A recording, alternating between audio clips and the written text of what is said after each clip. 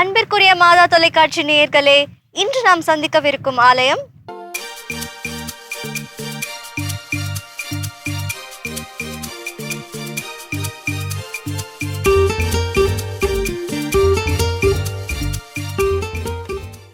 வரலாற்று சிறப்புமிக்க நூற்றாண்டு பழமை வாய்ந்த கோட்டாறு மறைமாவட்டம் குளச்சலில் அமைந்துள்ள புனித காணிக்கை அன்னை திருத்தலம்.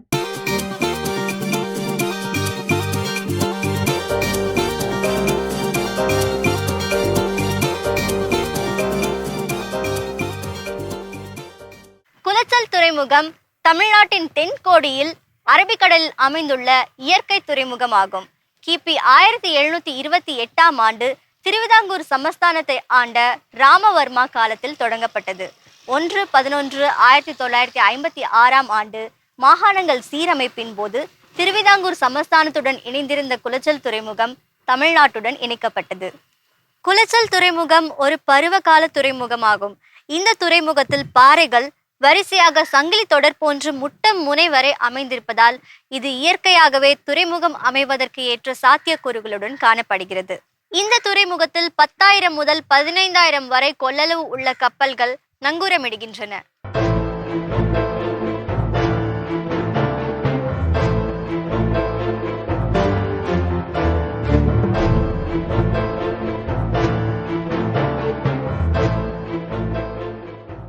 அக்காலத்தில் போக்குவரத்துக்கும் வாணிபத்திற்கும் அதிகமாக பயன்படுத்தப்பட்டது ஆனந்த விக்டோரியா மகாராஜா கால்வாயாகும். இதன் சுருக்கம் ஏவிஎம் கால்வாய் என்பதாகும். இது கடலின் அருகாமையில் அமைந்துள்ளது. இது குளச்சலின் அருகாமையில் உள்ள மண்டைக்காடு முதல் கேரள மாநிலம் கொல்லம் வரை இக்கால்வாய் இருந்துள்ளது. கேரள மக்கள் மண்டைக்காடு பகவதி அம்மனை தரிசிக்கவும் இந்த கால்வாயை அதிகமாக பயன்படுத்தியுள்ளார்கள். தற்போது இந்த கால்வாய் சுருங்கி சிறிதாக காணப்படுகிறது.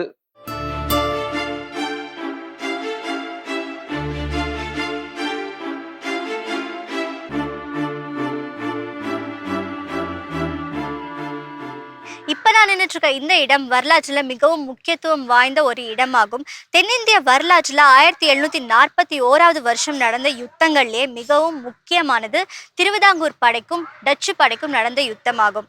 இந்த யுத்தத்தின் மூலம்தான் குளச்சல் நகரம் ஒரு முக்கியமான இடமா உருவானுச்சு. ஆகஸ்ட் 10ஆம் தேதி அதே வருஷம் திருவிதாங்கூர் படை டச்சு படையை இந்த இடத்துல வச்சுதான் வெற்றி பெற்றாங்க. அதோட நினைவு சின்னமா தான் இந்த கல்தூணை நிறுவினாங்க. இன்னைக்கும் ஆலயத்தின் முன்புறம் இந்த கல்தூண் கம்பீரமா நின்று அவங்களோட வெற்றியை பறைசாற்றிட்டு இருக்கு. ஒவ்வொரு வருஷமும் ஜூலை 31ஆம் தேதி அரசு மரியாதையுடன் இங்க இருக்கிற மீனவ மக்கள் இதற்கு விழா எடுப்பது இதோட சிறப்பு அம்சமாகும்.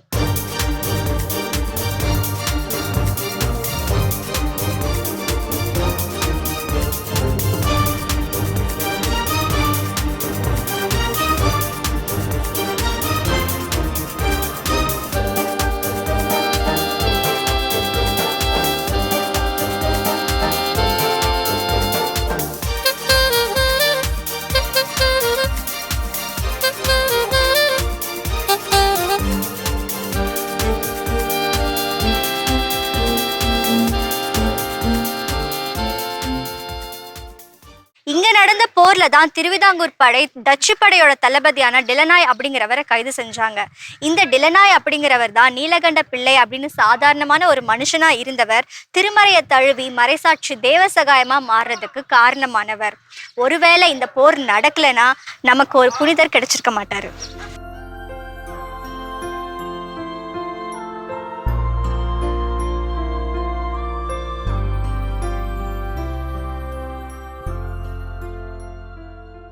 ஸ்பெயின் நாட்டிலிருந்து இந்தியா வந்த புனித சவேரியார் 1544ஆம் ஆண்டு குமரி கடற்கரைக்கு வந்து நற்செய்தியை அறிவித்தது குளச்சல் பங்கு முக்கிய வகுத்தது.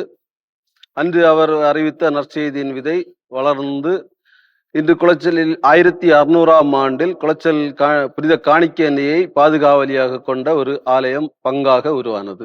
குளச்சல் குமரி கடலோர பகுதிகளில் முதல் பங்கும் கோட்டாறு மறை மாவட்டத்திற்கு அடுத்தபடியாக நிறுவப்பட்ட 2வது பங்கும் ஆகும். கிபி 1616ஆம் வருடம் இங்கு வெறும் 437 கத்தோலிக்க கிறிஸ்தவர்கள் மட்டுமே வாழ்ந்து வந்தனர். அடுத்தடுத்த நூற்றாண்டுகளில் கத்தோலிக்க கிறிஸ்தவத்தில் ஏற்பட்ட வளர்ச்சியின் காரணமாக கிபி 1849 வருடம் குளச்சல், கோடிமுனை, புதூர் ஆகிய பகுதிகளை உள்ளடக்கி குளச்சலை தலைமையிடமாக கொண்டு 2566 கிறிஸ்தவர்கள் இங்கு வாழ்ந்து வந்தார்கள்.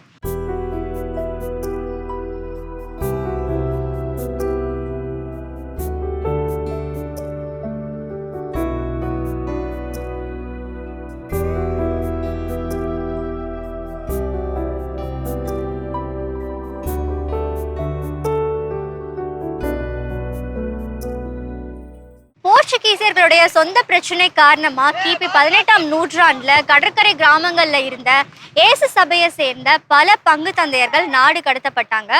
ஆனாலும் குளச்சல் பங்கின் முக்கியத்துவம் காரணமா இங்க இருந்த பங்கு தந்தை உள்ளூரிலேயே தங்கறதுக்கு அனுமதிக்கப்பட்டாரு. அதுக்கப்புறம் கன்னியாகுமரியிலிருந்து தேங்காய்பட்டினம் வரைக்கும் பல பங்கு தந்தையர்கள் செயல்பட்டு வந்தாங்க அப்படின்னு சொல்லி 1765 வருஷம் எழுதப்பட்ட ஒரு ஆவணம் குறிப்பிடுகிறது. மேலும் அதே வருஷம் குளச்சல், கோடிமுனை, கொட்டில்பாடு ஆகிய ஊர்களை உள்ளடக்கி குளச்சலை தலைமையிடமாக கொண்டு அருட்தந்தை செபஸ்தியான் பெர்னாண்டஸ் அடிகள் அவர்கள் பணிபுரிஞ்சு வந்தாங்கன்னு அந்த ஆவணம் சொல்லுது. இவர் கேரளாவை சேர்ந்தவர். இதுல இருந்து நம்ம ஒரு விஷயம் தெரிஞ்சுக்கலாம்.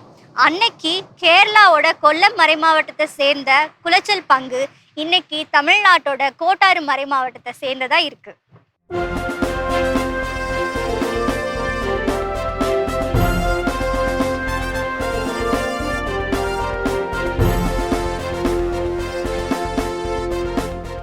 போர்ச்சுகீசியருடைய தென்னிந்திய வருகைக்கு அப்புறம் அவங்களோட வழக்கப்படி புதுசா திருமறையை தழுவன மக்கள் அவங்களுடைய ஒவ்வொரு கிராமத்துக்கும் மரியன்னையோ இல்ல ஒரு திருத்தூதரையோ தங்களுடைய பாதுகாவலரா தேர்ந்தெடுக்கணும்.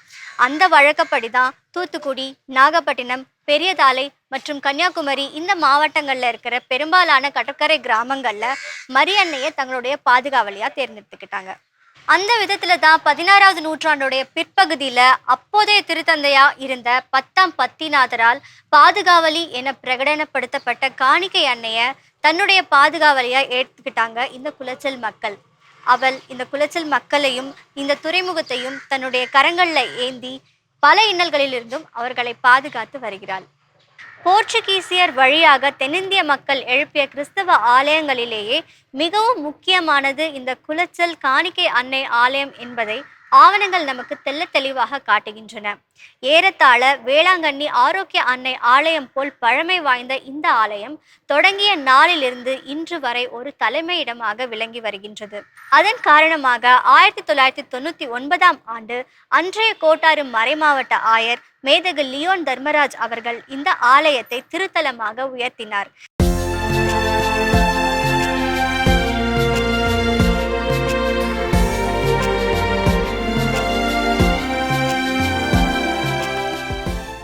கிபி 1544ஆம் வருடம் புனித சவேரியாரால் முதல் திருமுழுக்கு இங்கு கொடுக்கப்பட்டது. கிபி 1600ஆம் வருடம் கடற்கரையின் முதல் பங்காக குளச்சல் உருவானது. புனித காணிக்கை அன்னைக்கு 1600இல் கட்டப்பட்ட ஆலயம் 1969 மீண்டும் புதுப்பிக்கப்பட்டு 1984இல் நிறைவுற்றது. இதில் மீண்டும் 26/1/2010 மறுசீரமைப்பு பணி நடைபெற்றது.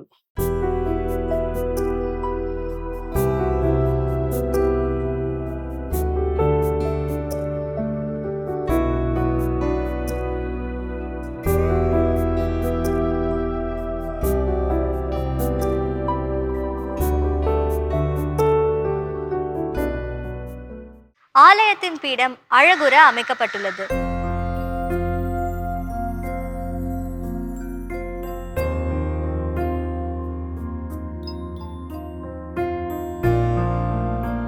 பீடத்தின் நடுநாயகமாக நற்கருணை பேழையும் அதற்கு மேல் இயேசுவின் பாடுபட்ட சொரூபமும் வைக்கப்பட்டுள்ளது. அதற்கும் மேலே வானதூதர்கள் புடை சூழ்ந்து வாழ்த்தொளி முழங்க அதற்கு நடுவில் குளச்சல் நகரின் பாதுகாவலியான காணிக்கை அன்னையின் சுரூபமும் அமைந்துள்ளது.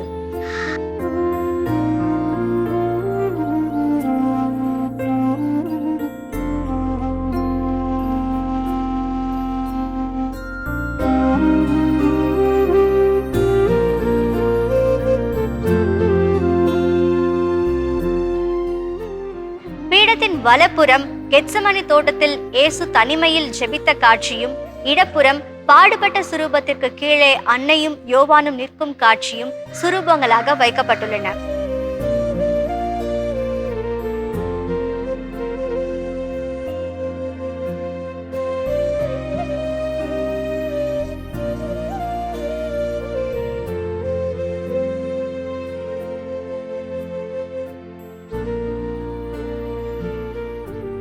ஆலயத்தின் இடப்பக்கம் இடைவிடா சகாய அன்னையின் படமும், வலப்பக்கம் புனித வளனார், புனித அந்தோனியார், திரு இருதய ஆண்டவரின் சுரூபங்களும் வைக்கப்பட்டுள்ளன.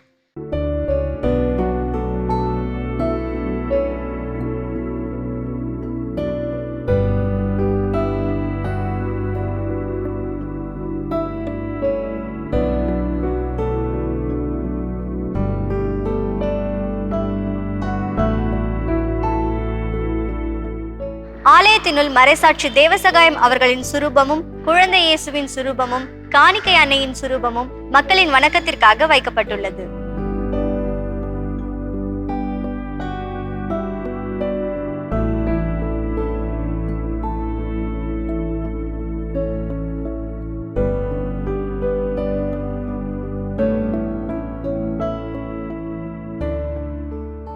ஆயிரத்தி 600ஆம் ஆண்டு உருவான இப்பங்கு தற்போது 425 ஆண்டு நிறைவாக ஜூபிலி ஆண்டாக கொண்டாட இருக்கிறோம். இது 31/1/2025 முதல் 9/2/2025 வரை மிக சிறப்பாக இவ்விழாவினை நாங்கள் கொண்டாடி மகிழ்கின்றோம். மக்களின் தாராள உள்ளத்தால் 2/2/2006 அன்று புனித லூர்து மாதா கெபியும்,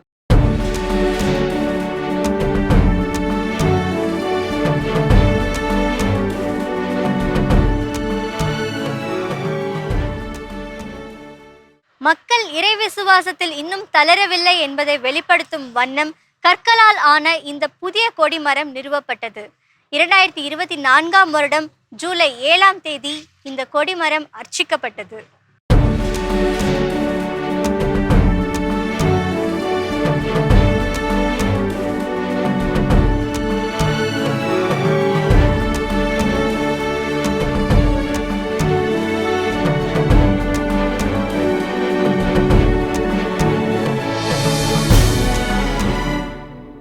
ஒவ்வொரு ஆண்டும் பிப்ரவரி 2ஆம் தேதி காணிக்கை அன்னையின் பெருவிழாவை மையப்படுத்தி 10 நாட்கள் மிக சிறப்பாக திருவிழா நடைபெறுகிறது.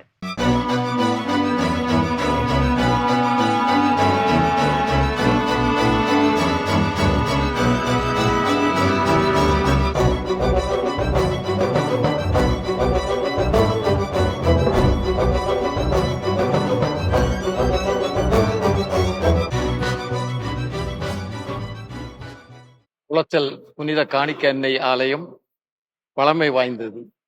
425 ஆண்டுகளுக்கு முன்ன கட்டப்பட்ட இந்த ஆலயம் பல பங்கு தந்தைகளால் புதுப்பிக்கப்பட்டு இன்று 425 வருடத்தை எட்டியுள்ளது. ஒவ்வொரு வருடமும் ஜனவரி மாதம் கடைசி வெள்ளிக்கிழமை அன்று திருக்குடியேற்றம் ஏற்றி 10 நாட்கள் சீரும் சிறப்புடன் திருவிழா நடத்தி வருகிறோம். ஒவ்வொரு நாளும் இந்த 10 நாட்கள் குறிப்பாக ஒவ்வொரு நாளும் ஒவ்வொரு சபைகள் சிறப்பிக்கின்றன. குறிப்பாக குழியாட்கள், பணிக்குழுக்களின் ஒருங்கிணைப்பு, மறைக்கல்வி, ஆசிரியர்கள், மாணவர்கள், அரசு ஊழியர்கள் மற்றும் குளச்சல் துறைமுக வியாபாரிகள், லேலக்காரர்கள், குமரி மாவட்ட விசைப்படகு நல சங்கம், குளச்சல் விசைப்படகு உரிமையாளர் நல சங்கம், குளச்சல் ஓட்டுநர் சங்கம், இளைஞர் இயக்கங்கள், இப்படி அனைத்து தரப்பு மக்களும் சேர்ந்து 10 நாட்கள் சீரும் சிறப்பாக கொண்டாடுகின்றனர். ஒவ்வொரு ஆண்டும் பிப்ரவரி 2ஆம் தேதி அன்னை தனது குழந்தையை காணிக்கையாக ஒப்பு கொடுக்கப்பட்ட நாளை உலகம் முழுவதும் மெழுகுவர்த்தி ஏந்தி கொண்டாடுவார்கள். அதிலும் எங்களுக்கு தனி சிறப்பு என்னவென்றால், எங்கள் ஊரின் பாதுகாவலியாக புனித காணிக்கை அன்னை இருப்பதால் நாங்கள் இதை வெகு விமர்சையாக கொண்டாடுவதுண்டு. மாலை 6 மணிக்கு எங்கள் ஊரில் உள்ள சிறுவர்கள் முதல் பெரியவர்கள் வரை புனித மேரி மேல்நிலைப் பள்ளி வளாகத்தில் கூடி அங்கு அலங்கரிக்கப்பட்ட அன்னையின் தேரை சிறிது ஜெபத்துடன் தொடங்கி நாங்கள் பவனியாக மெழுகுவர்த்தி ஏந்தி சாலை மார்க்கமாக இருபுறமும் பவனியாக வலம் வருவோம். வழிநெடுக அன்னையின் பாடல்களை பாடி இந்த பவனியிலே பங்கெடுப்பார்கள்.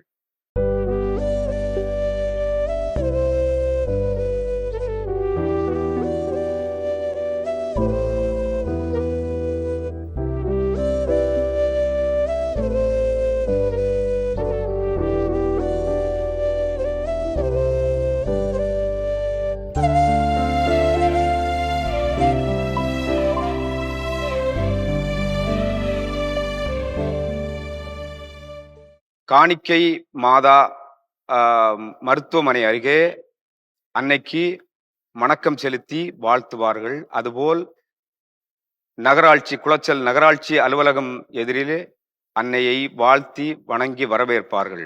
வழிநெடுக இருபுறமும் பூக்களை தூவி அன்னையை வரவேற்பார்கள். மாற்று மதத்தினரும் அன்னைக்கு மாலைகளை அணிவித்து மரியாதை செலுத்துவதுண்டு.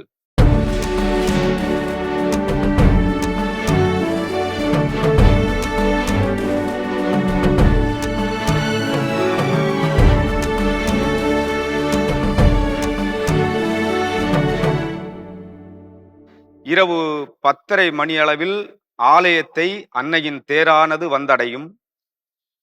அத்துடன் சிறிய ஜெபத்துடன் அன்றைய விழா நிறைவடையும். இதுபோல் ஒரு ஆண்டும் அன்னையின் விழாவை நாங்கள் வெகு சிறப்பாக கொண்டாடுவதுண்டு. கோட்டார் மறைமாவட்டத்திலே எங்கள் பங்கு மிகவும் பழமையும் வளமையும் வாய்ந்த பங்கு.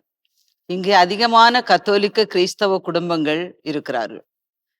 இந்த பங்கிலே 17,000 மேலான மக்கள் வாழ்ந்து கொண்டிருக்கிறோம். இங்கு 3 சிற்றாலயங்களும் 2 குருசடிகளும் செயல்பட்டு வருகின்றன. 1ஆம் நம்பரிலே கிறிஸ்தரசர் குருசடி இருக்கிறது. அங்கே நவம்பர் மாதம் 4வது வாரம் விழா எடுப்பார்கள். 3 நாள் திருப்பலி கொண்டாட்டங்கள் நடைபெறும்.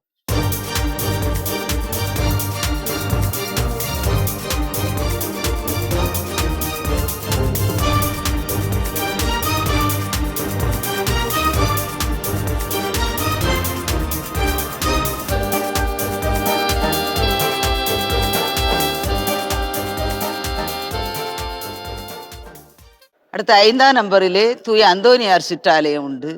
அந்த சிற்றாலயத்திலே ஒவ்வொரு செவ்வாய்க்கிழமையும் மாலையிலே அந்தோனியார் நவநாளும் திருப்பலியும் நடைபெறும். ஞாயிற்றுக்கிழமை தோறும் ஞாயிறு கடன் திருப்பலி நடைபெறும். ஒவ்வொரு ஆண்டும் ஜூலை மாதம் 15ஆம் தேதி அங்கே விழா எடுப்பார்கள். 5 நாள் சிறப்பாக கொண்டாடுவார்கள்.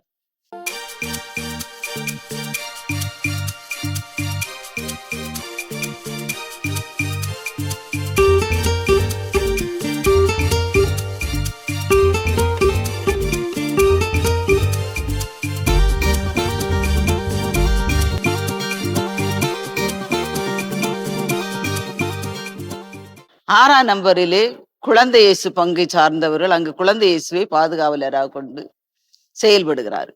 வியாழன்கிழமை தோறும் சாயங்காலம் 6 மணிக்கு குழந்தை இயேசு நவநாளும் திருப்பலியும் நடைபெறும். ஞாயிற்றுக்கிழமை தோறும் காலையிலே கடன் திருப்பலி நடைபெறும்.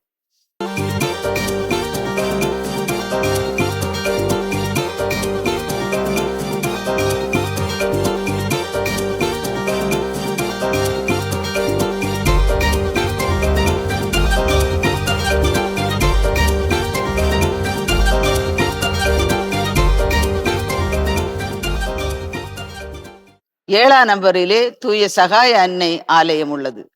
அந்த ஆலயத்திலே ஒவ்வொரு புதன்கிழமையும் மாலையில் சகாய மாதா நவநாளும் திருப்பலியும் நடைபெறும். ஞாயிற்றுக்கிழமை தோறும் கடன் திருப்பலி நடைபெறும்.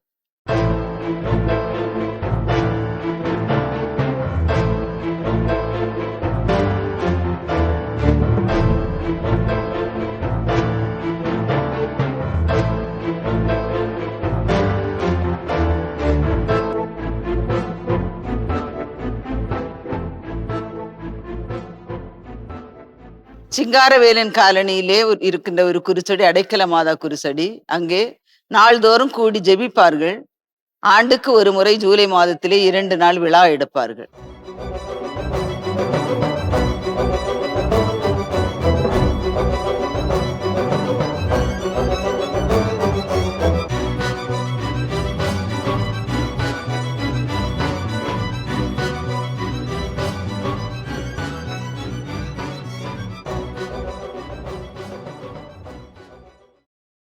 இந்த குளச்சல் பங்கு மிகவும் அருமையான, அழகான இயற்கை வளங்கள் நிறைந்த ஒரு பங்கு.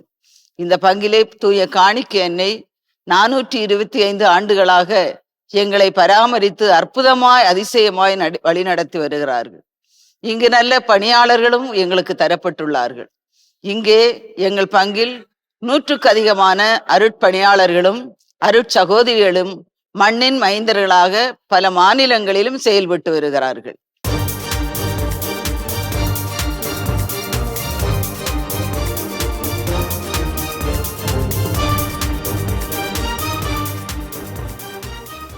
தூய காணிக்கை அன்னையின் பரிந்துரையோடும் பாதுகாப்போடும் இந்த அன்னை நம்மை ஆசீர்வதிப்பாள் என்ற எதிர்நோக்கோடு நாங்கள் பயணம் செய்து கொண்டிருக்கிறோம்.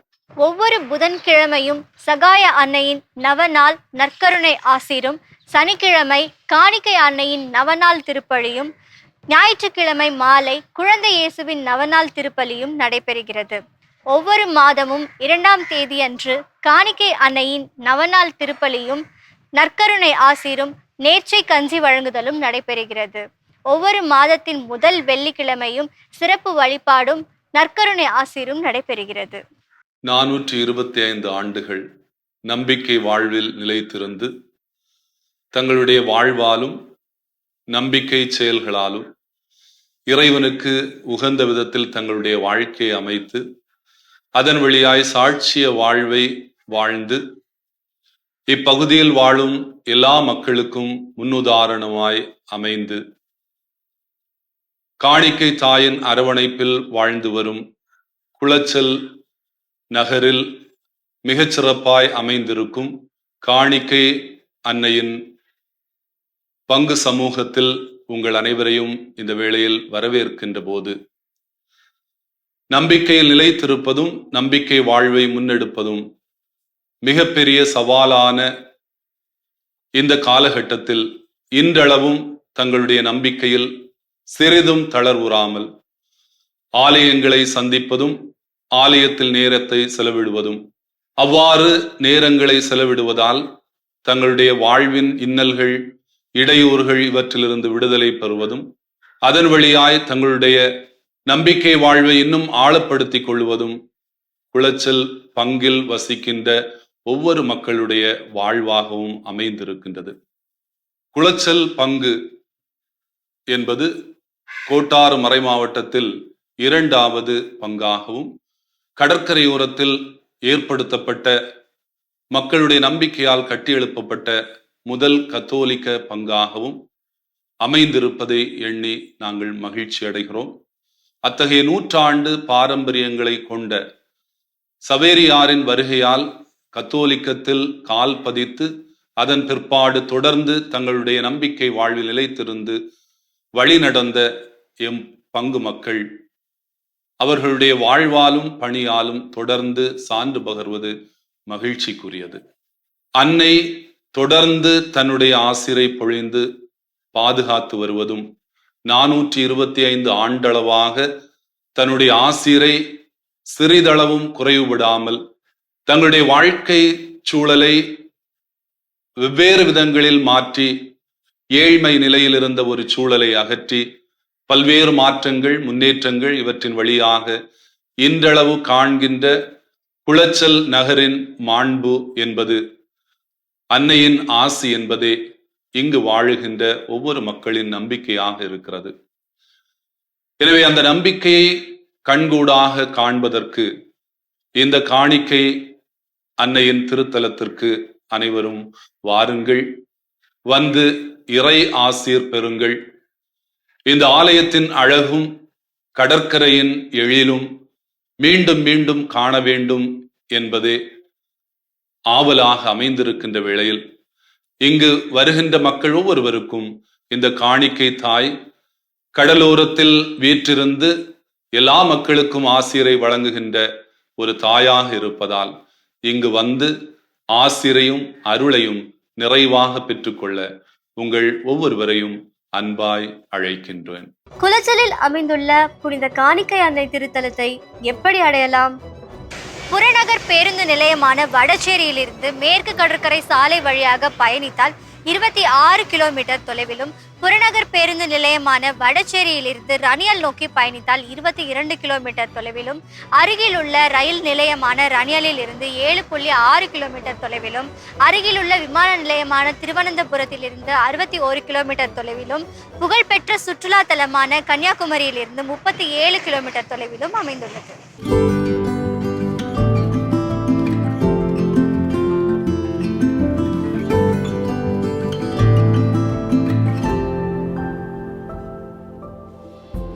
அன்பிற்குரிய மாதா தொலைக்காட்சி நேயர்களே, வரலாற்று சிறப்புமிக்க கோட்டாறு மறைமாவட்டம் குளச்சலில் அமைந்துள்ள புனித காணிக்கை அன்னை ஆலயத்திற்கு நீங்களும் வாருங்கள்.